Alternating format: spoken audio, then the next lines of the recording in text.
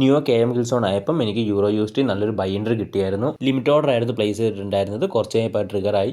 നല്ലൊരു sniper entry തന്നെയായിരുന്നു. കാരണം ആ ഒരു ജസ്റ്റ് എൻട്രി ടാപ്പ് ചെയ്തപ്പോൾ തന്നെ മാർക്കറ്റ് മുകളിലോട്ട് നല്ലൊരു മൂവ്മെൻറ്റ് വന്നു. പക്ഷേ അതിനുശേഷം കുറച്ചൊന്ന് മുകളിലോട്ട് അപ്പായതിനു ശേഷം താഴോട്ട് വന്നിട്ട് താഴത്തെ റെഫ്യൂജി കൂടി എടുക്കാനുണ്ടായിരുന്നു. സോ അതിലോട്ടൊന്ന് മിറ്റിഗേറ്റ് ആയിട്ടാണ് മാർക്കറ്റ് വീണ്ടും മുകളിലോട്ട് ആ ഒരു ബുൾ റൺ കണ്ടിന്യൂ ചെയ്തത്. ഓക്കെ, ഞാൻ ഈ ട്രേഡ് എടുത്തതിൻ്റെ റീസൺ ജസ്റ്റ് ഒന്ന് പറഞ്ഞുതരാം. മാർക്കറ്റ് രാവിലെ തൊട്ട് തന്നെ നല്ലൊരു ചോപ്പി ആയിരുന്നു. വലിയ മൂവ്മെൻറ്റ്സ് ഒന്നും മാർക്കറ്റിൽ ഉണ്ടായിട്ടുണ്ടായിരുന്നില്ല.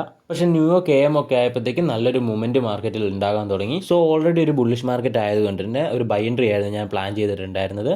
ആ ഒരു ലണ്ടൻ ഗിൽസോൺ ടൈമൊക്കെ ആയപ്പോഴത്തേക്കും മാർക്കറ്റ് ഒരു ബുള്ളിഷ് എഫ്ഇജി ടാപ്പ് ചെയ്ത് തന്നൊരു റിജക്ഷനിലായിരുന്നു എൻട്രി നോക്കിയത്.